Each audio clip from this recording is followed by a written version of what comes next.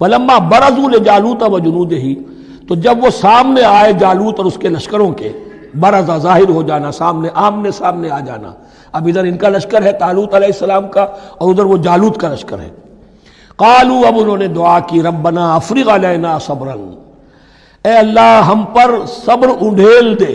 یہ افرغ کا لفظ ہوتا ہے کسی برتن سے پانی اس طرح گرا دینا کسی کے اوپر کہ وہ برتن خالی ہو جائے، گھڑوں پانی ڈال دینا یا کچھ اور برتن میں سے. افرغ علینا صبرا، ہم پر صبر انڈھیل دے، صبر کی بارش فرما دے. ربنا افرغ علینا صبرا وثبت اقدامنا، اور ہمارے قدموں کو جما دے، وانصرنا علی القوم الکافرین، اور ہماری مدد فرما ان کافروں کے مقابلے میں. یہی دعا گویا کہ تلقین کی جا رہی ہے اہل ایمان کو کہ جب بدر کے موقع پر تمہارا مقابلہ ہوگا تو تمہیں یہ دعا کرنی چاہیے. فَهَزَمُوهُمْ بِإِذْنِ اللَّهِ، تو انہوں نے بھگا دیا ان کو اللہ کے حکم سے، اللہ کے اذن سے، اللہ کی مشیت سے. وَقَتَلَ داود جالوتا، اور قتل کیا جالوت کو داود نے. یہ داود جو ہے تورات سے معلوم ہوتا گڈریے تھے، جنگلوں میں رہتے تھے اپنی بھیڑیں بکریاں لے کر، اور ان کے پاس ایک گوپیا ہوتا تھا، اس گوپیے کے اندر پتھر رکھ کر اس کو گھما کر وہ مارتے تھے. لیکن نشانہ اتنا صحیح تھا کہ اس سے وہ کہتے تھے کہ میں شیروں کے جبڑے توڑ دیتا ہوں. جب کبھی شیر آتے ہیں میرے بھیڑوں بکریوں کے گلوں پر حملے کے لیے، تو جب وہ آ گئے اتفاق سے، جب لشکر آمنے سامنے تھے، ادھر جالوت للکار رہا ہے، آئے کوئی میرے مقابلے میں، ادھر سب کے سب سہمے کھڑے ہیں، کوئی آگے نہیں نکل رہا. تو حضرت طالوت آئے، یہ حضرت داود آ گئے اتفاقاً. کہا معلوم ہوا کیا سچویشن ہے، یہ ہے کہ اچھا ٹھیک ہے، میں اس غیر مختون کا میں معاملہ کرتا ہوں، اس لیے کہ یہ ان کے یہاں سب سے بڑی گالی تھی. حضرت ابراہیم کی ملت میں ہے ختنہ، اور یہ جو کفار اور مشرک تھے ان کے ہاں ختنہ نہیں تھی، تو نامختون ہونا ان کے ہاں یہ سب سے بڑی گالی تھی. اس نامختون کا پھر جو ہے میں اس کو کیفر کردار تک پہنچاؤں گا، میرے پاس یہ گوپیا ہے اور میں تو شیروں کے جبڑے توڑ دیا کرتا ہوں. انہوں نے پھر وہ پتھر رکھ کر اور گھمایا ہے، اور سیدھا وہ آنکھ کے سوراخ سے اس کے بھیجے کے اندر اتر گیا.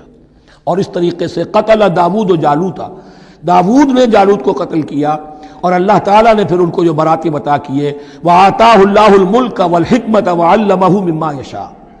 ایک تو یہ کہ طالوت علیہ السلام نے اپنی بیٹی کا نکاح ان سے کر دیا، داماد ہو گئے، اور پھر انہی کو وارث بنایا، یہ بادشاہ ہوئے. اللہ نے ان کو ہی ملک دیا، حکومت دی، بادشاہت دی، اور دی، نبوت میں دی. یہ دونوں اعتبارات سے ان کو اللہ تعالیٰ نے سرفراز فرمایا.